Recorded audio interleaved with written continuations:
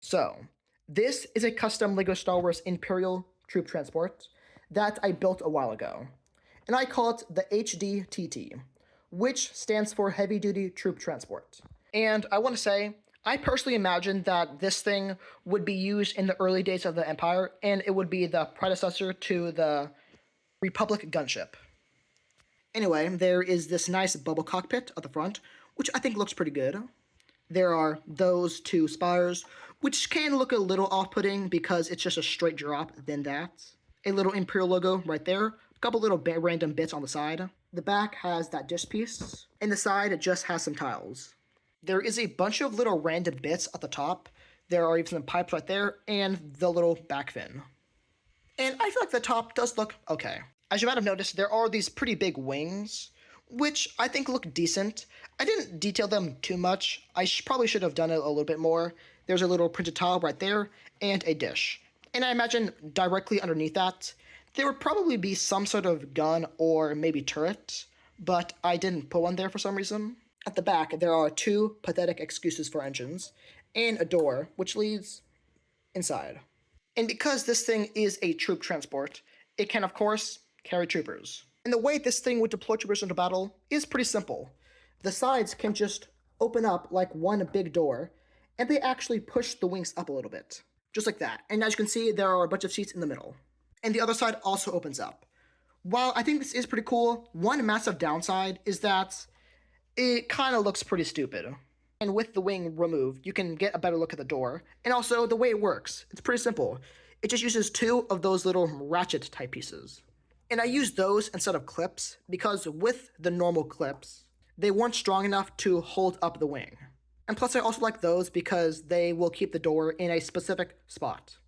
But there are also two downsides. Number one, the door isn't entirely flush with the sides or the bottom.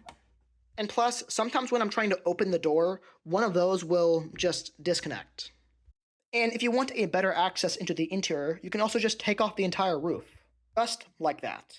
And you can see that the whole structure for this thing is very simple. It's just some beams that support the roof and some snot pieces to hold up the sides. And in fact, most of the bottom is just one big piece. It's actually this one, if I can find it. Anyway, so yeah, this is the interior. You can see there are 5 seats on both sides, so 10 in total. At the back, there are 2 more, and 2 more at the front, 1 for the pilot and 1 for the commander. And you can also easily take out all of the seats to allow putting troopers into them easier. This is what the ship looks like filled up with troopers. By the way, ignore the fact that these are all clone troopers and not stormtroopers, even though this thing is supposed to be an Imperial vehicle.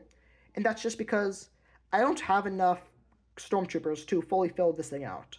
So I had to use these guys as a substitute. And as you can see, the troopers are pretty cramped, but I have a pretty good excuse for that. It's not really like the Empire cares that much about their troopers to give them enough space. They would totally put them too close together. At the back, there are 2 extra troopers, which would most likely be specialists of some sort. And the front would be the commander and the pilot. And there is a little clip right above them for their blaster. And the pilot does actually have a decent amount of controls. There's a little lever, a control panel to his left, and a main one in the middle.